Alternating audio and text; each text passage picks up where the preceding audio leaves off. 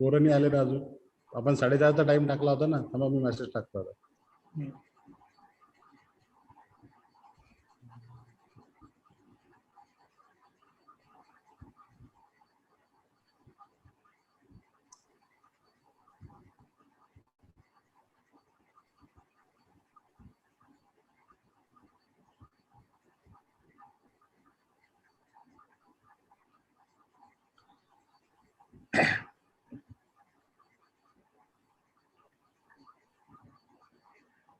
तो भी आता सध्या.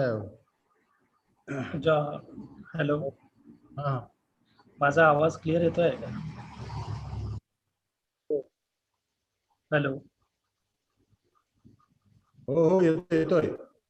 ठीक आहे. येतोय सांगा पहिले. माझा येतोय का क्लिअर? हो, खूप व्यवस्थित येऊन राहिला. बरं. ऑनलाईनच आहे म्हणजे व्हॉट्सअपवर. ते लगेच मेसेज टाकला की ते 4:30ला मी शार्प जॉईन करतो म्हणतो. हो, त्याला म्हणा ते पोरं तर एंट्री झाले पाहिजे. मग त्याला म्हणा वेट कर म्हणा, नंतर त्याला हे करशील जॉईन. तसं त्याला मेसेज टाक, स्टुडंट्स आर कम जॉईनिंग.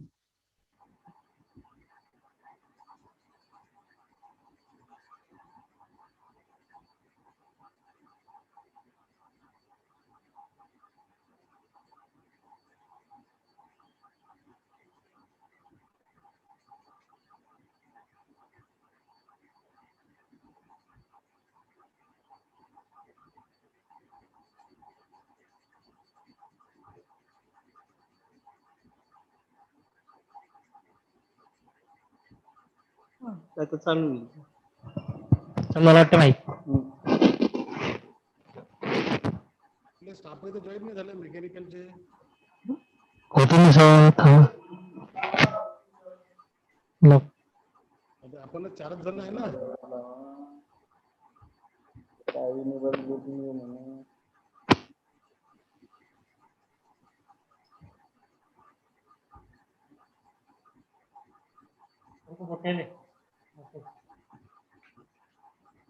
अरे मेसेज करा रे सगळ्यांनी. अरे पहिले तो जो माणूस आहे त्याला जॉईन कर, तर पाठवा मेसेज. कोणता माणूस? तो तर तयार आहे. अरे तर मग शेअरिंग साठी त्यांना जॉईन करून घेतो पहिले. नाही थांब गजू, 2 मिनिट थांब. 4-5 जण आम्ही 4-5 जण जायला फक्त गावात.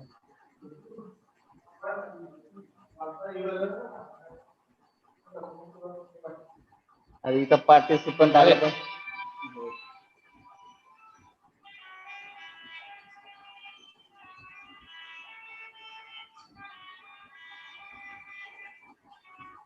हॅलो, वेटिंग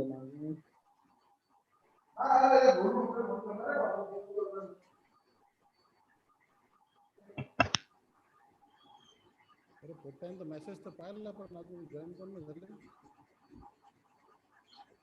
हो सर, वेबिनार आहे ना, जॉईन तर व्हा. हा.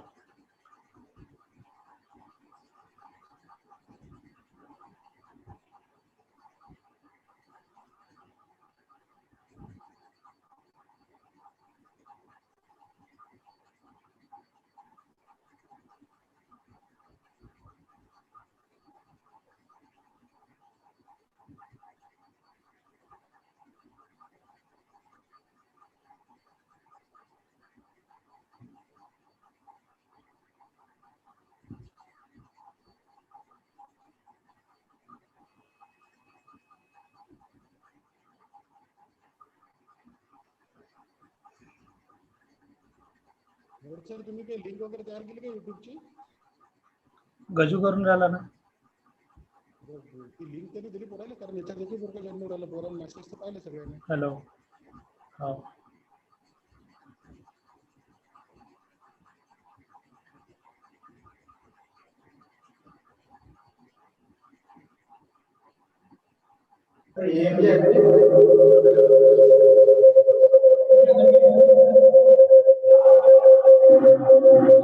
सबका हॅलो. माझा झूमचा आवाज मी म्यूट केला.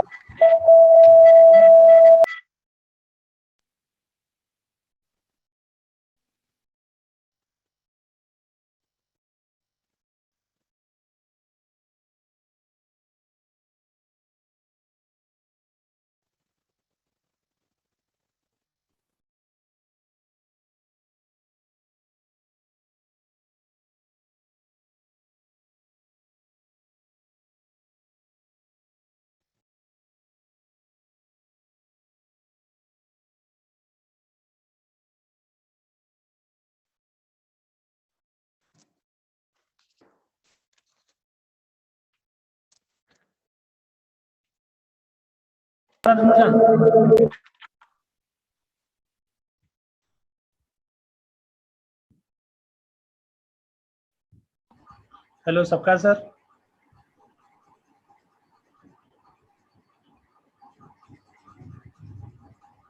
हा सर. ते मीटिंग लॉक आहे, त्या गजूला सांगा अनलॉक करायला. अनलॉक केली सर. अहो गुरुजी मीटिंग लॉक नाहीये, वेटिंग वर ठेवलेलं. ते कोण जॉईन करणार आहे त्यांचं नाव सांगा मला एकदा. आशिष काळे का? अरे नाही ना, तू पहिले जॉईन कर रे बाबा.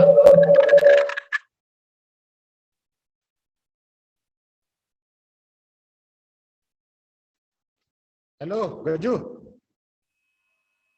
गजू. गजू. अरे बोला ना. अजय शर्मा म्हणून आहेत, लोक त्यांना जॉईन. अजय शर्मा नाही दिसले.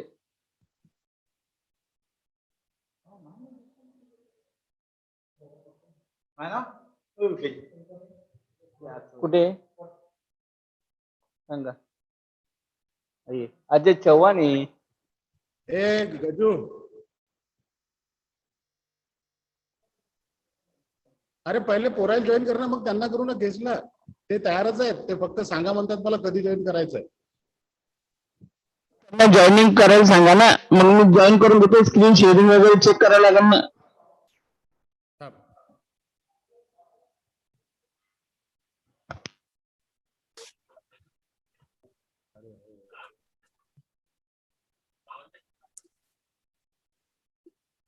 मेसेज केला मी, ते जॉईन होतील अजय शर्मा म्हणून ना.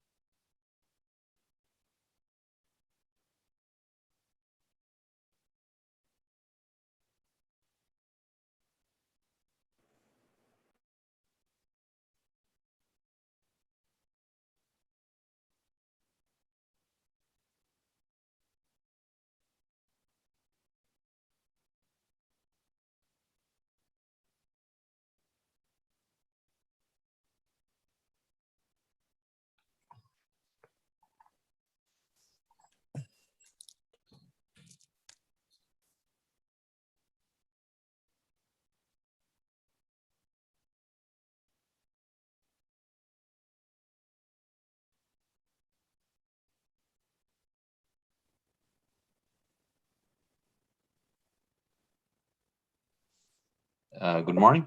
Are you able to hear me? Yes, sir. Yes, sir. Yes, sir. Yes, sir. Okay. So yeah, I would say good evening, not good morning. Sorry about it. So for good evening here and good morning there. Yes, that is correct. Good morning to you, sir. And good evening to all of you. Shall we start now? So Welcome, sir. Myself, Umesh Mohod. it's nice to meet you, Umesh. Hope you are well. Sir, just a minute. Sir, HOD sir, shall we start now? Because Yes. because already near about 70 students has been joined, and we have left near about 5 to 6 minutes. So that's are important to Mr. Ajay Sharma sir, obviously. Okay. Okay. Okay, good morning and good afternoon to all of you. Here from Mechanical Engineering Department, I would like to welcome all the dignitaries, that is HOD, all my staff, collegiate staff, and all the students of the Mechanical Engineering Department from third year as well as final year. Today here we are here to just look you on the product life cycle by our speaker. So the speaker, firstly, I would just like to welcome him, and I will just try to give the brief introduction about our speaker, which is Mr. Ajay Sharma. So Ajay Sharma has been graduated or passed out from our institute in 99 batch. He has a huge experience, 20 years experience in the product design and the product management. Near about for 2 to 3 years, he has a work in the design engineer in early of his life in Pune, firstly, that is Silicon Materials Design Private Limited. After that, he moved towards the post of the assistant manager in onward companies. He served there near about 2 to 3 years. Then the prestigious John Deere in the United States of America. He works as a design engineer from 2004 to 2006. Then after that, he again shifted to the USA, that at the post of the design engineer in Greens Valley, United States, here about 1 year. And currently he is working as a design release engineer in PKC Group since 2015. Today he is going to express his views or just going to share his knowledge about the product life cycle. So without wasting of the times, because most of the times you are hearing to us many times, but here such a great personality is with us. So without wasting time, with the permission of the HOD, I would like to call Mr. Ajay Sharma sir to express his views or start his webinar so that the student can get avail the facility about his knowledge. And all the students are instructed, if you are having any questions, if you are having queries, you can put in the chat box, same as that of the previous seminar that we have done, so that whatever the queries, whatever the question, that can be easily answered by Mr. Ajay Sharma sir. Okay, sir. So Yes. So first of all, a very good morning to everyone, and a good evening, and a good afternoon, whichever is applicable. But I would like to begin with a thanks to Jeev Kumar and Umesh for giving me this opportunity to talk to you. Just to confirm, am I audible to all of you? Yes. Yes, sir. Okay. So,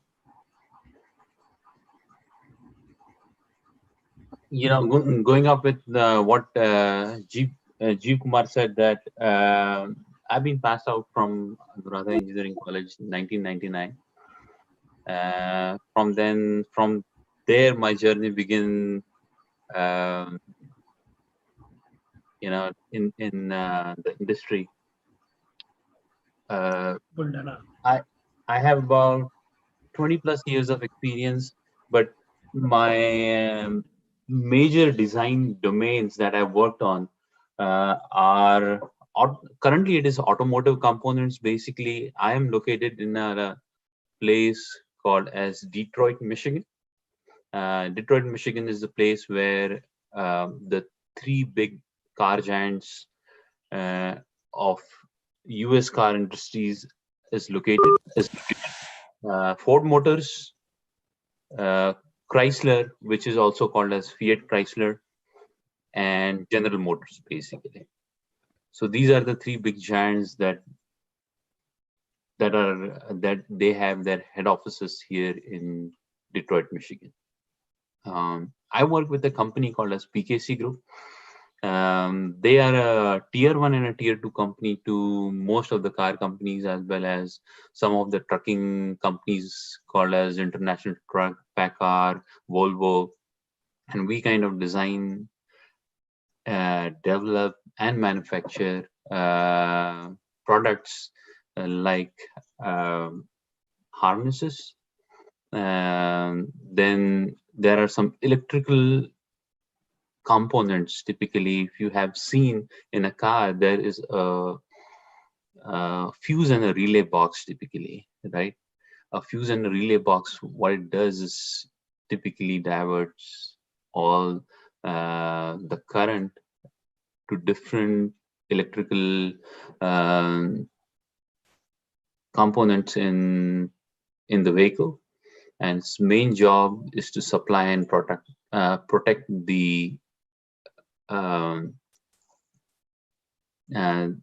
components, basically. Like you have audio system, or you have different electrical system alternators and air conditioning units. So the whole intention, or the power windows, the whole objective of this particular device is to protect the electrical components in the vehicle.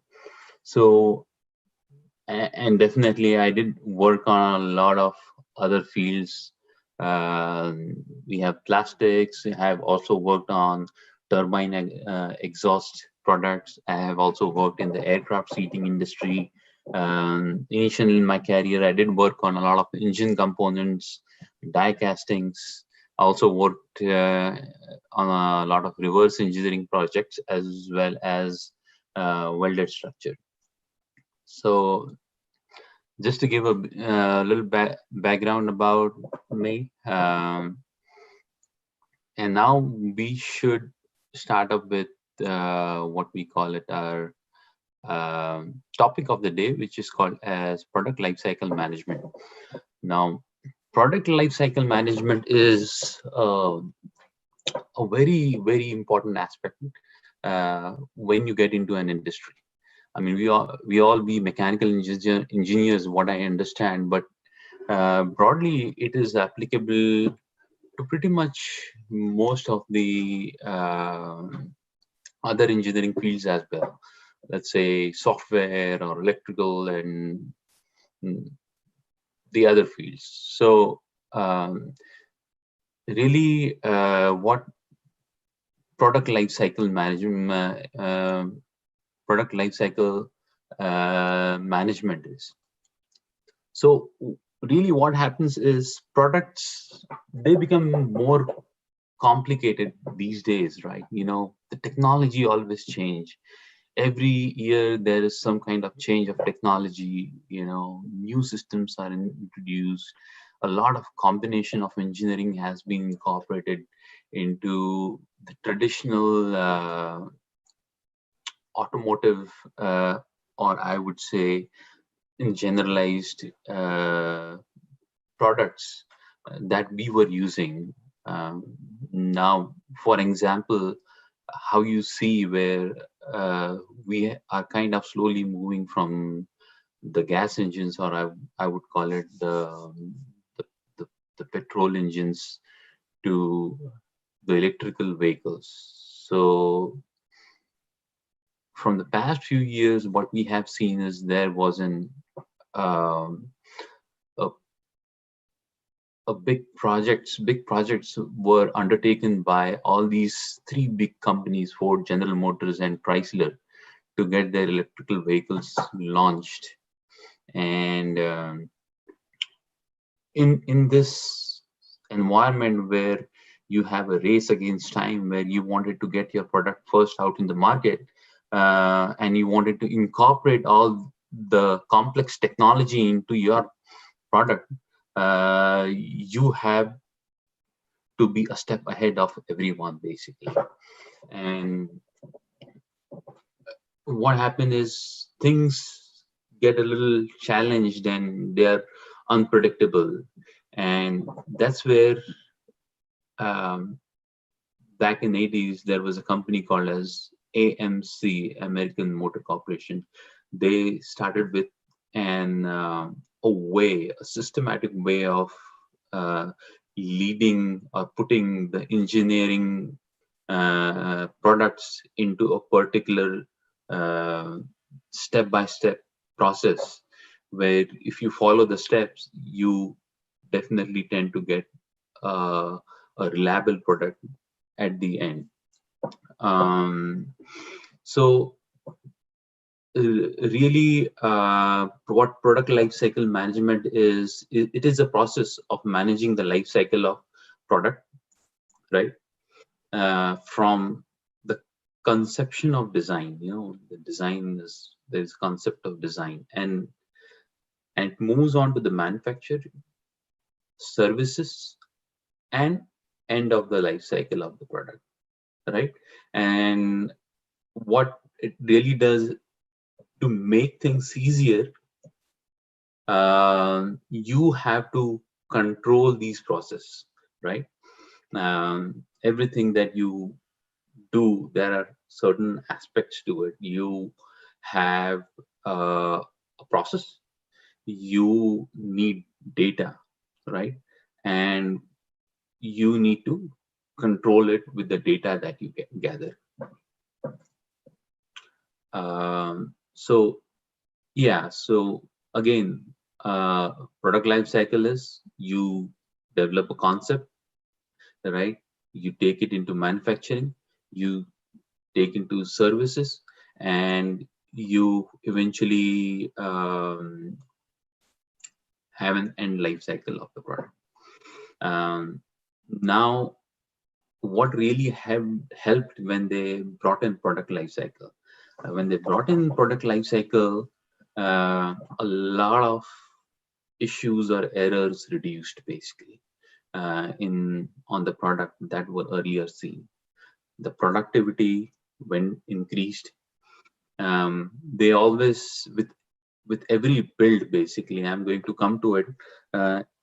All automobile or any product has a certain build, which start with a prototype build and eventually end up into production. So with every build, they had seen the better design efficiency or the product efficiency. The quality of the product improved, and with that process, they started finding out how to lower the cost of the product after every launches, right? They also started to understand the critical process and the issues associated with it. With the data collected, they also started putting reports, and they started analyzing a lot of things associated with the product processes and quality. Then they also put some regulatory compliances, basically, when you manufacture the product, some of which what we call as design validation process, DVPNR, as we call it in our industry. And then once you have reduced the cost, you have a better design, you have a better efficiency, you definitely have a happy customer, and then this process kind of started getting applied globally. Now, as you know, any product that is being made is just not made in a particular country. It's being made worldwide. It has parts being built all across the world and assembled here. So this was, in short, about the concept of product life cycle. Now, I can share my screen, right? I mean, if I wanted to. Is it possible I can share my screen? I can show you a slide. Yes. We can go through the different stages of product life cycle. And I'm going to focus more on one stage, which is called as design stage. That's where my expertise lies. And I'm going to tell you how the design cycle typically works in an automobile industry, But I'm still going to tell you about the stages in the product life cycle. Let me just share my screen right here. So this screen. All right. Let me know once you start.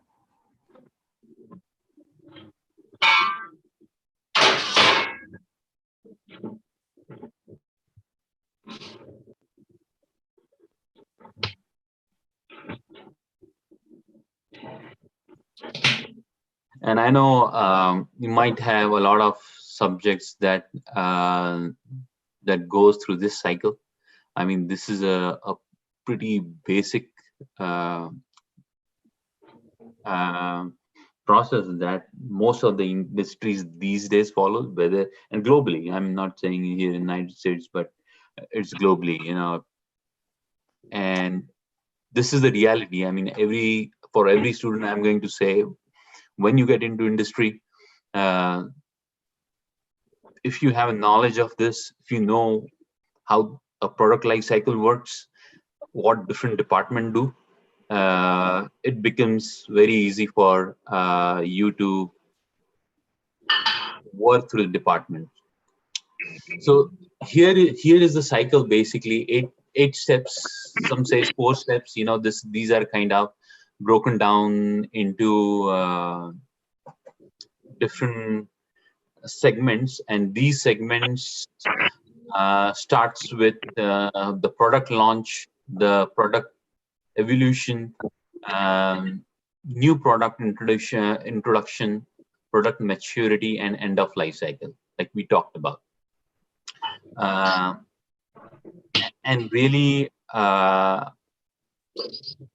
for me, I typically work till the step 5, and then from there, the production or the factories take over. I mean, I had to support them in some way, but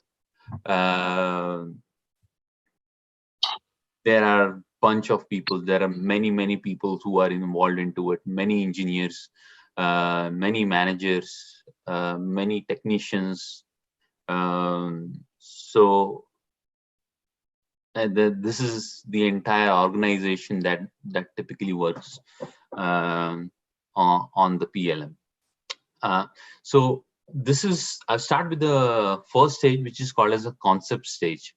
Now, before concept, there is one more stage which I would like to show you, which I would like to tell you, which is called as a requirement generation. So now, what a requirement generation is, it happens that OEM, original equipment manufacturer, as we call it, they identify a certain thing in a product, right? And they talk about it, that we need to bring in this technology. We wanted to safeguard a particular part. You know, the requirement could be of anything, basically. It could be for protection, it could be for technology, it could be for competition. So that's where the requirement typically starts, basically, and it starts maybe from market studies and information gathered, learning the competitor's product. So the requirement starts from there, and the requirement is being passed out to anyone which builds the particular product, right? It could be their design department, it could be a supplier, right? So once they have a requirement, they put a big document, basically, right? That document is called as a technical requirement documents. So the technical requirement documents, you won't believe, it could contain as much as 500 pages to 1,000 pages. So how much detailed it is. So the challenge, really what we have, is to first read that document before designing just a little bit of it, before designing anything or designing the product. So that document would have all the information to it, for how long the product would last, in what conditions the product would be operated, like the temperatures it would be operated, like could be operated from -40°C to 150°C, right? Means degree Celsius. It would tell you about the humidity level the product would operate. It would also tell you what all testing that needs to be performed on the product, whether it's a vibration testing, you need to thermal testing or impacts testing. There is a bunch of DVPNR testing that typically happens on a product. And it would also give you a lot of information about the packaging in a vehicle. So any product that you make has to be put in a vehicle, and there are so many specs that is around it that you need to have a clearance of 2 millimeters to this component. From moving components, you need to have a clearance of about 40 millimeters or more.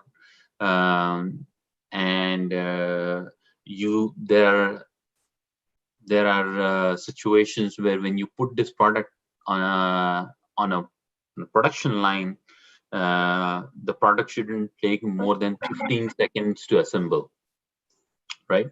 If you have ever visited a production line, automobile production line, for every what you call it as stage or platform where a certain part is assembled, they are given a time frame of about 15 seconds or 10 seconds that you have to assemble that product.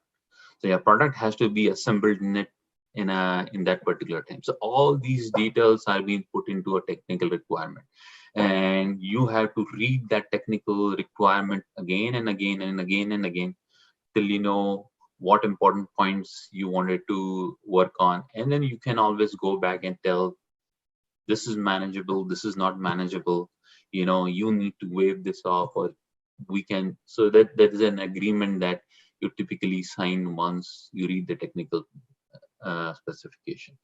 So once that's done, you move on to the this then comes to the design stage, where I missed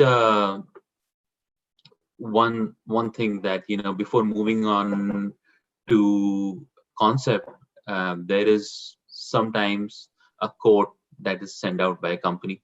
How much, what would the cost to manufacture that product? But yeah, after that comes to the design department, where you start generating the concept.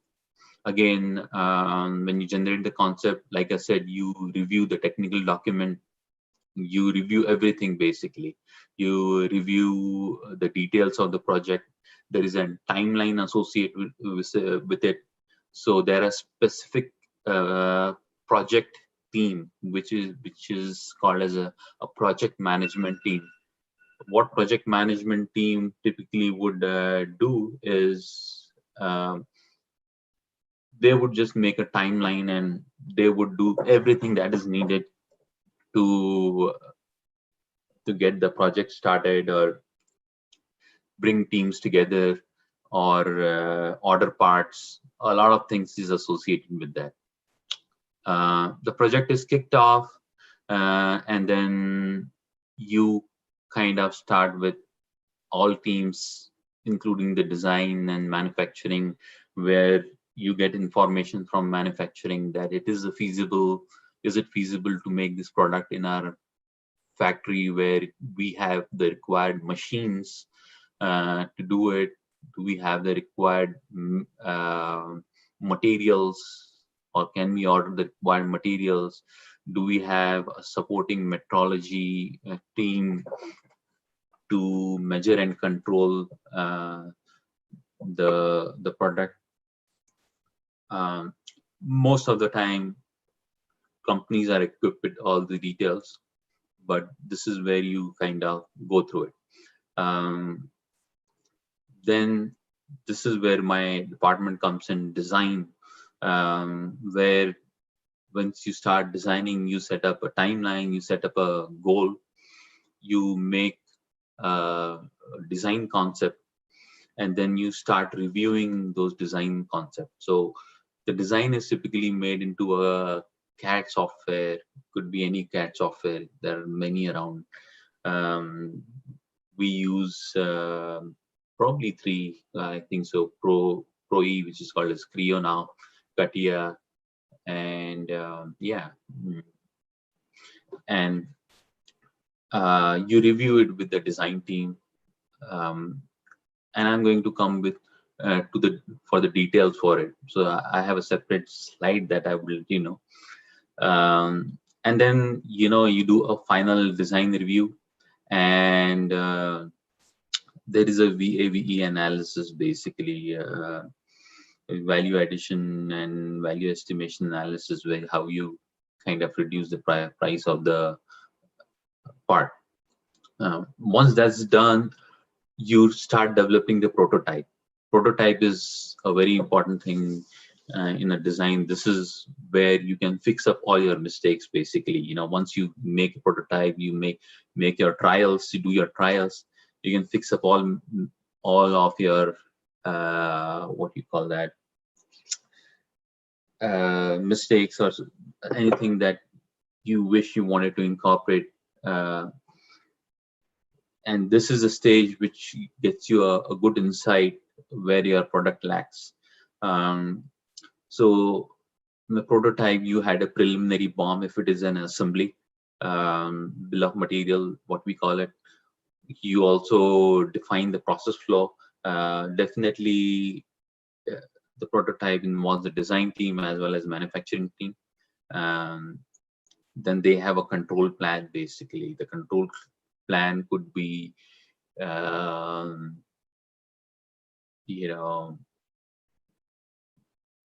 is typically made by manufacturing. How do they control the process flow? We sometimes design also have a control plan. And there are certain special characteristics. So what special characteristics are, let's say if you have a part that is being mounted on in a vehicle and has 4 mounting holes, basically, right? So what you really wanted to see that those 4 mounting holes should be designed in a certain way where it should always fit on the vehicle, no matter what. And for that, you have you do typically tolerance stack up, and I'm going to come to that in a moment. And then what you typically do is sometimes you put a special characteristic symbol on certain dimensions where the manufacturing these are critical dimensions you wanted to maintain. And there is definitely process design and development where you do a step-by-step approach on how parts would be fitted on an assembly or how the part would be fitted on a vehicle. If you're putting a whole automobile or a car, you should always know what part goes before your component and what goes after your component. So you typically design it taking into consideration what could be the impact of assembly on your part. The next step is the product and process verification. You do a design verification, process verification, DFM, and design reviews. What design verification is, it is a validation of a product. So what design verification is nothing but testing of the prototype parts. So you do a testing on the prototype parts, and these prototype parts are typically made by a different ways. Most of the time they have a prototype tool. If there is a plastic part or a casting component or a stamping component, they would make a tool for it, like a die and a punch, or how do you make a die, right? When you open and close, you make those, and you make those in a way where it doesn't have a longer life. Basically, you can only make certain amount of parts by 100 or 500.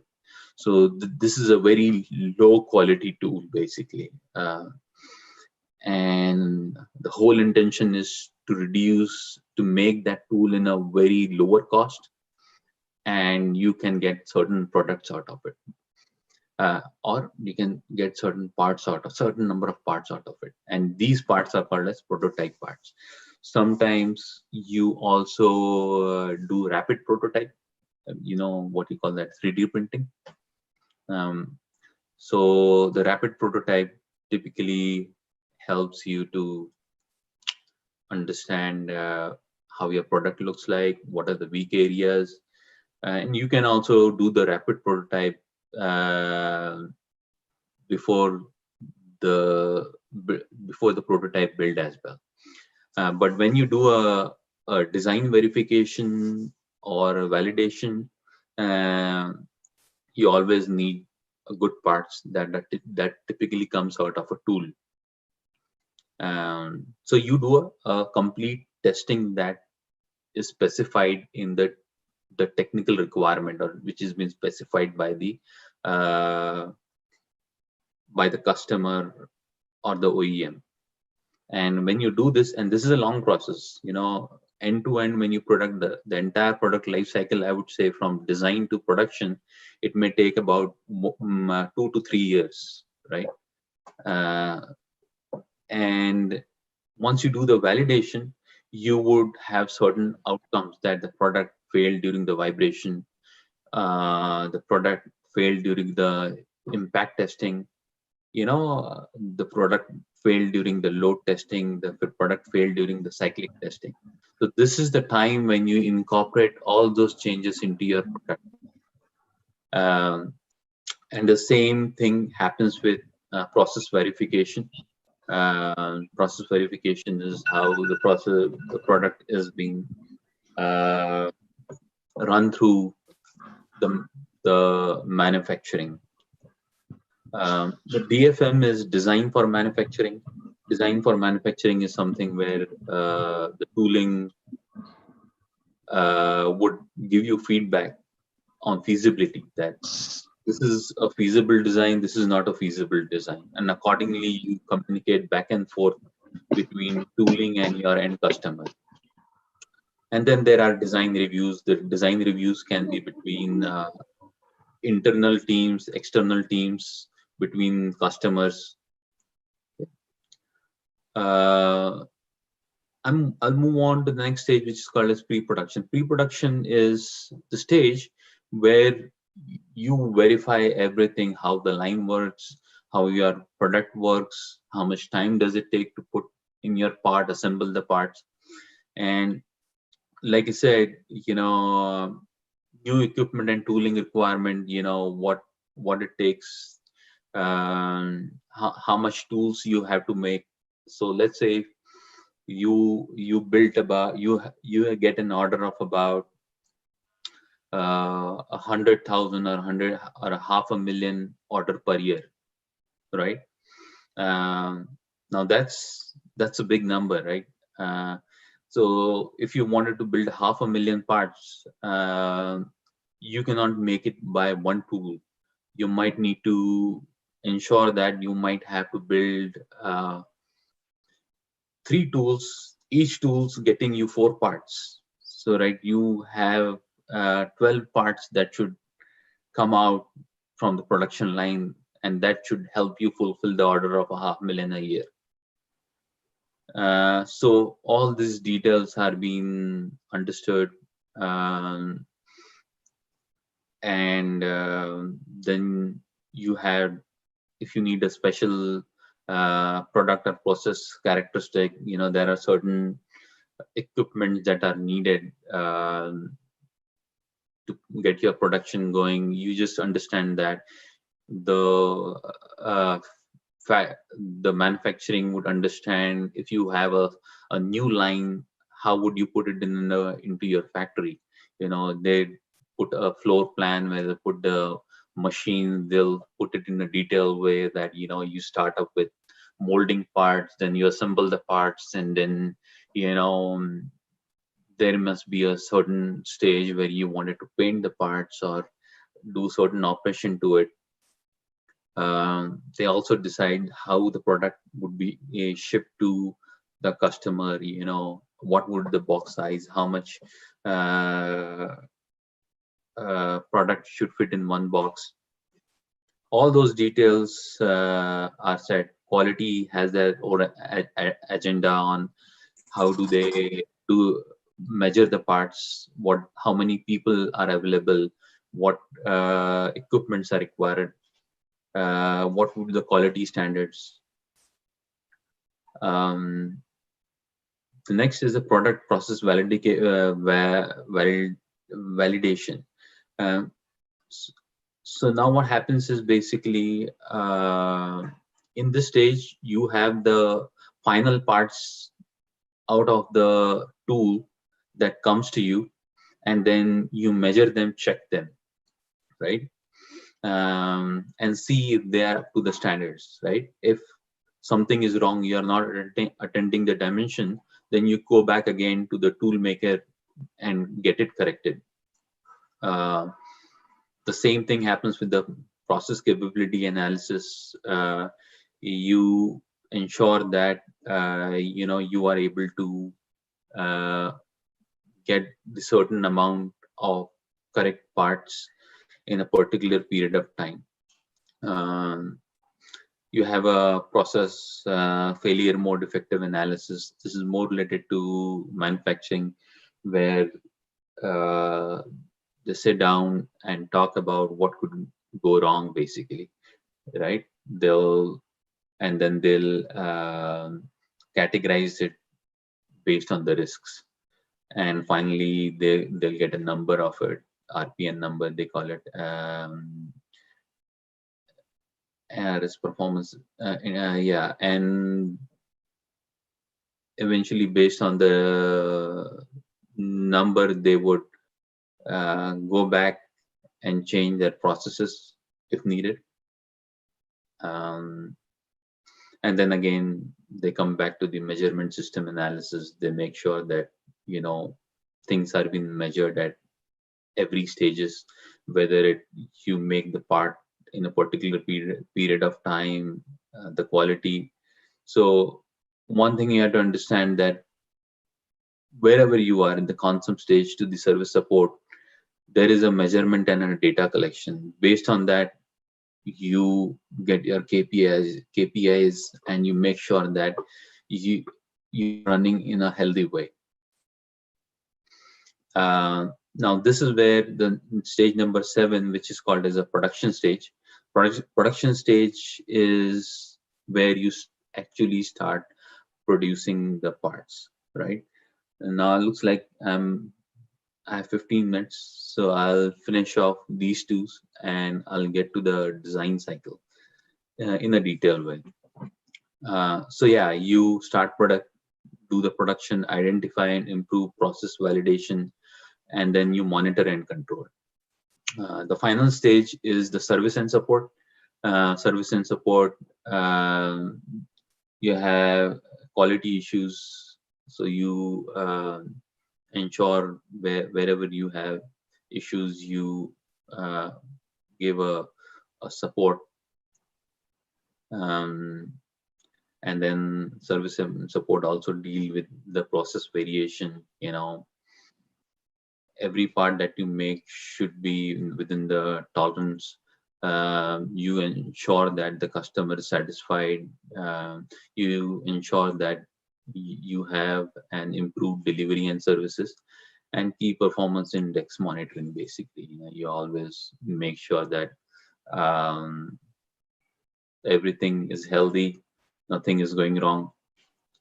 So these are the steps. And one step that I missed out, which I did talked about, is in a product life cycle, you have an end life cycle.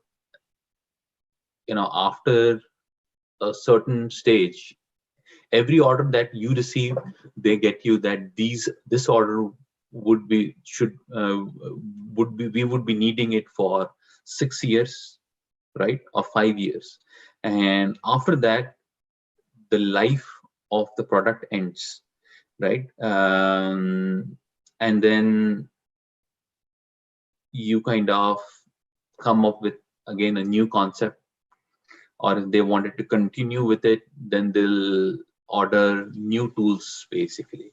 So, or they would add up features to the existing product, and you have to run through the whole life cycle again. Now, quickly, I'm going to, and I did talk about it in detail about the design cycle before, and this would really help you to understand if anyone wanted to pursue their careers into design. More or less, most of the companies would follow this, and I had put this for one of the builds. Like I told you, there are multiple builds in our product. So this starts with like the technical requirement and specification, right? So technical requirement and specification is again a document which the company would make, right? The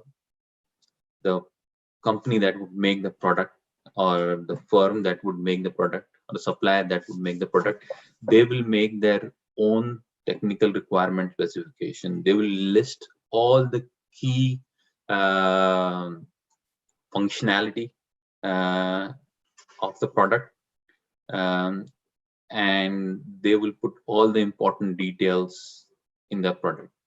So you typically start your design cycle with writing your own technical requirement and specification. Then you build up a concept design, right, based on the requirement that is given to you, right? Concept design would be made based on all the packaging information, what the vehicle manufacturer would provide you. It would also tell you which materials to be used, what should be the typical wall thicknesses of the components, right? A lot of information. And then once you have a concept, you come up to a design review where you bring in your teams. Basically, you start with your internal team and talk about it. This was the requirement and this is what we did. A lot of brainstorming is also involved, and you also look into the lesson learned. So there are a lot of field failures, right? Or there are a lot of issues.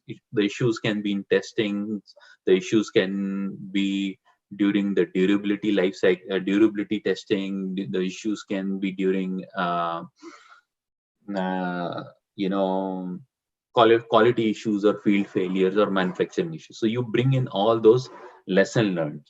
So every company have a list of lesson learned, and the lesson learned would be quite detailed, I would say this way. And you go through point by point and see that you kind of incorporate all those lessons learned into your design. Now, once that's done, you do update your design and share it with the tool maker. Tool makers are the one basically who make the mold and the die, or maybe who make some other parts, right? Could be a stamping, could be a PCB, could be anything basically. So you share it with them, you get a feasibility and a quotation. If you don't get the feasibility and quotation at an early stage, and you come to find out that the product you designed is not feasible, it would be a really big pain for you. So you get the feasibility and the quotation. Once you get the feasibility and quotation, you conduct all of your engineering studies basically on the product, right? You write it or you review it, which includes the tolerance stack. So tolerance stack-up, I believe you must have already you know about it, but this is one of the process or one of the way to understand that under a worst case scenario, right? You know, if you put a particular dimension for your part, or you put certain controlling parameters on your part, and what I'm saying is controlling parameters is high and low, right? Tolerances is always about maintaining a part in a particular dimension or in a particular way. So it has a high and a low side value to it.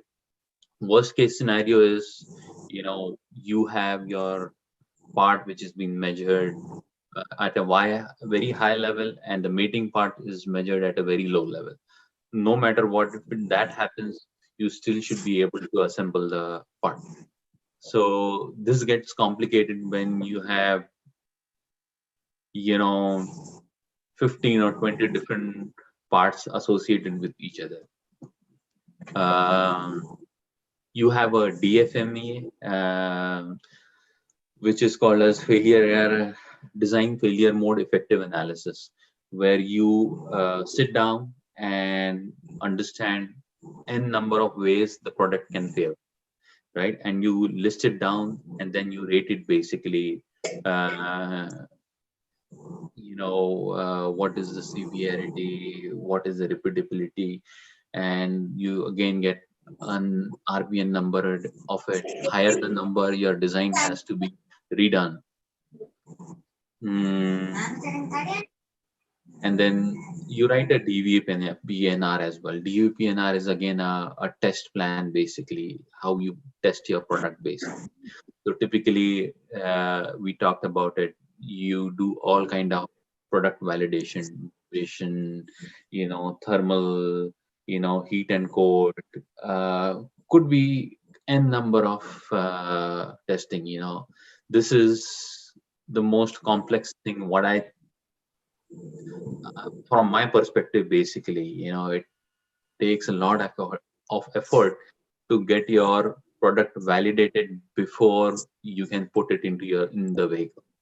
I mean, even though it would be a very simple product, just a simple plastic part, but if you have to go through the DVPNR and the testing, it could take you 6 months or more to get it validated. And finally, you can also do your FEA, computer, or we call it as CAE as well. Basically, you do a computer analysis, make sure with all the loading condition it works. Once you do all your studies, we do the trials, rapid prototypes or prototypes. Based on it, we kind of get a conclusion if your product really works. Once if there are any changes, you incorporate it in the final design. You review it with the internal and external teams, and then you kind of freeze it for tooling kickoff. Once your design is released for tooling, the tool makers would come up with the DFM changes, design for manufacturing, and would let you know if any minor changes are needed on your tool. You incorporate them, and then you finally release your design and drawing for production. So yeah, this is for one of the build, but this cycle is always repeated for different builds typically that happens in a product. Starting with prototype, then you have a validation or testing build, you have a build which is called as a pre-production build or a tooling build, and then sometimes you have an additional built in between, and then finally your product comes for a production build. So all in all, this is what I have to offer to you today, or let you know how it works in a PLM. I know we are a little short based on the timeline what Jeev has said, but I will be open to questions if you have any. Sir, I kindly request you to throw some your thoughts on the electric vehicles. What will be the future of now the vehicles which are running on conventional fuels? If electric vehicles will be in the market. Yeah, so the only thing I can say is the electrical vehicle is the next technology. I mean, I would like to get in more details about it, but that is something, the next technology that almost all the automobile manufacturing companies are into right now. And some of the products that we are developing with the electrical vehicles that are coming up in the markets are smart products. Basically, really what smart products are the products that communicate with the computer of the vehicle, right? For example, earlier we used to design a product which was called as power distributions box, or where I told you the fuse and relays are. So you kind of safeguard all your electrical components in the vehicle. Now, the current requirements from the OEMs are your box should be able to communicate with the computer of the vehicle. And this is where technology, like I told you, the technology is changing, and you wanted to incorporate it and get into the market as quickly as possible. Electrical vehicles are in such a demand these days that what I understand is right now every company, Ford Motors, General Motors, and Chrysler, they have at least 3 or 4 programs kind of running in for the electrical vehicles. It all started with the Tesla company, where it introduced the electrical vehicles, and it got so much popular, considering how eco-friendly it is to the environment, as well as the low cost of operations. And all the automobile companies understand that once you are able to bring down the cost of the vehicle, pretty much everyone would be able to consider buying the next vehicle as an electrical vehicle. So yeah, I mean, this is the next technology, I would say. Okay. Jeev Kumar sir, any questions from student side? Hello. Hello. Any questions from student side? No, sir. Hi, sir. Any question from student side? Yes, there is a question. Hello, sir. Yes. Sir, I have to ask that what are the challenges before today's design engineer? Oh, I cannot name one basically. There are multiple challenges basically, Uh, a good a design engineer, I would say, is the one who who solves the problems and get solution to it. And it could be all kind of challenges. I mean, a challenge. I mean, I can get you a simple example, a simplest example. I had a part that we designed, and it has a small part that is inserted into it. It's a plastic part, and you insert a limiter to it. What limiters are? A compression limiter. What compression limiters are is it is a round circular metal part made of aluminum or steel. What it really does is when you torque down a screw, it doesn't break the plastic, right? It helps to stop the screw and take all the load of the screw, and won't break the plastic. I mean, I'm not sure. I mean, I can draw a concept here is so really what it does is it helps to hold on. I might have uh, something I can show you. So the problem with a simple part is that that it is a bought out part, and there are certain dimensions to it, and during the manufacturing you typically put the compression limiter into the part and it would fit in nice.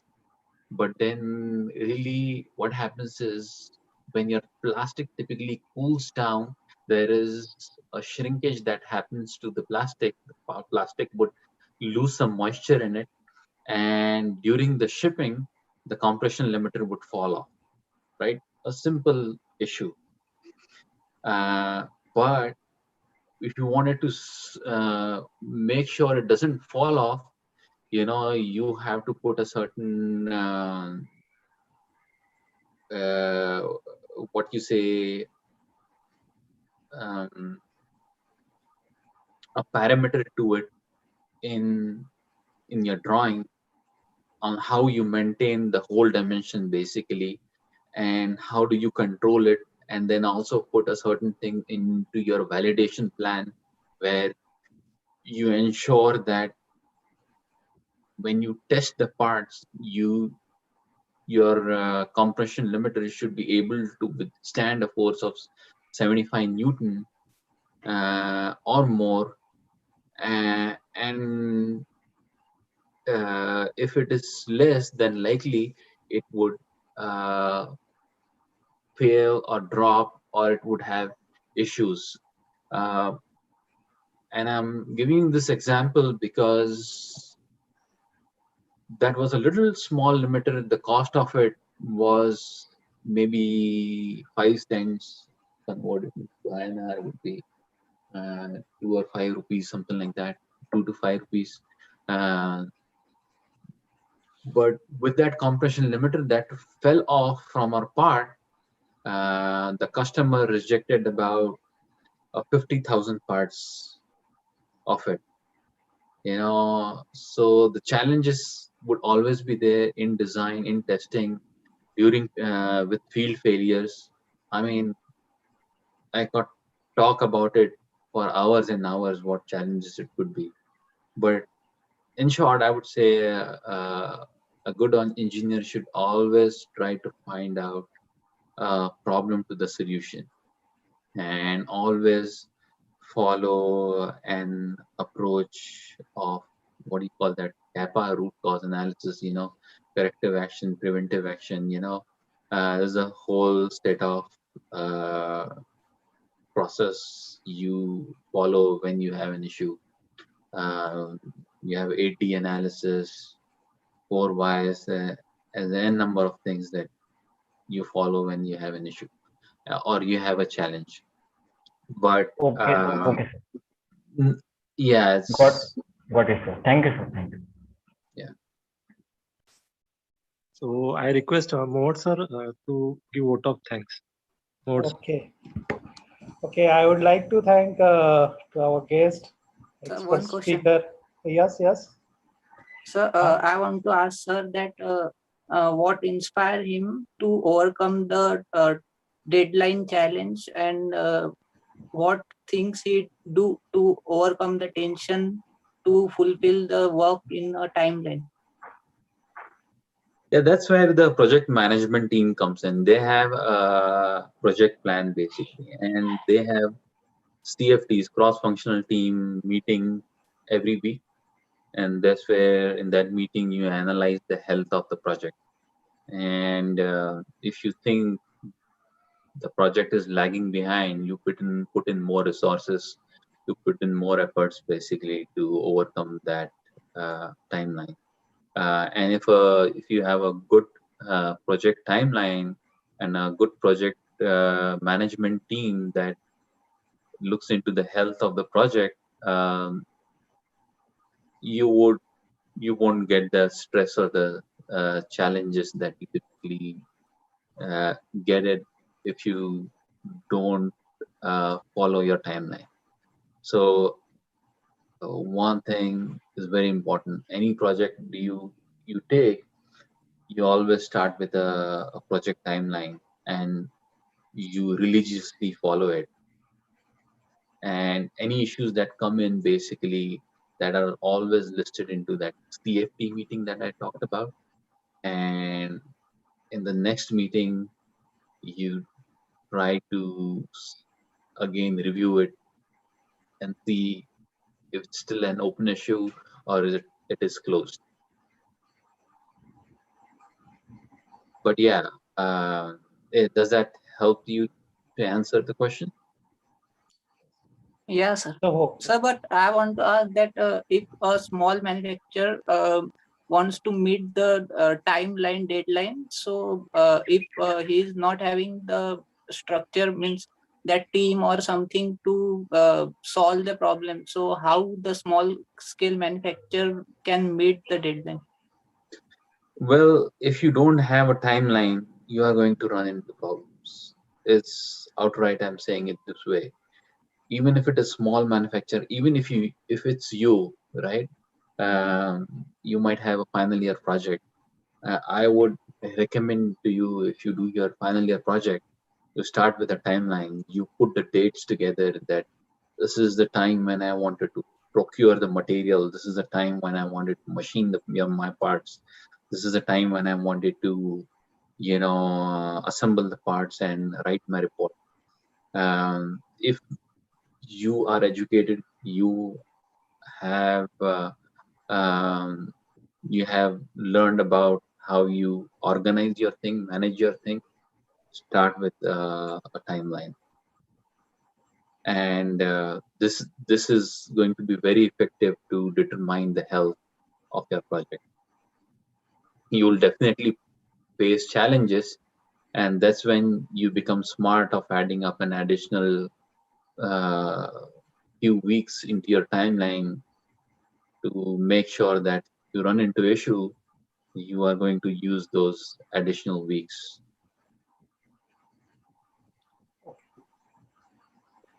Thank okay, you, sir. thank you. Thank you. Thank you, Ajay sir. No problem. Okay. And I'm pretty sure that the knowledge which Ajay sir shares with us, that will be helpful in the studies of our student, and it will be helpful in their future also. I would like to thank Ajay sir for enlightening us with and sharing your knowledge, and for taking time from your busy schedule. Okay. I also would like to thank all students and faculties of chemical and mechanical engineering. Uh, with this, I hope, Jiv Kumar sir, is it over now? Hello. And one more thing. I request all students to give feedback about today's webinar. Okay, it will be helpful for us to improve, to organize. It will be means helpful to improve the program style and the presentations which you would like to know about it. Okay.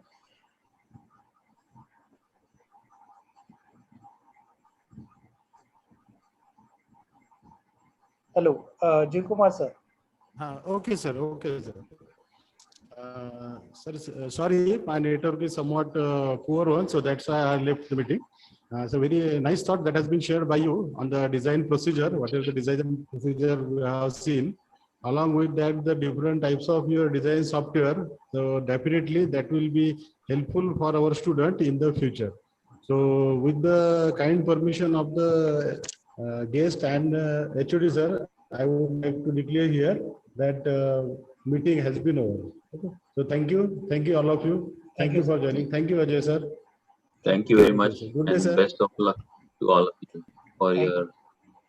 So Thank you you, sir. also take care of Yeah, your health. thank you. Yeah, thanks a lot. Yes. Thanks, everyone.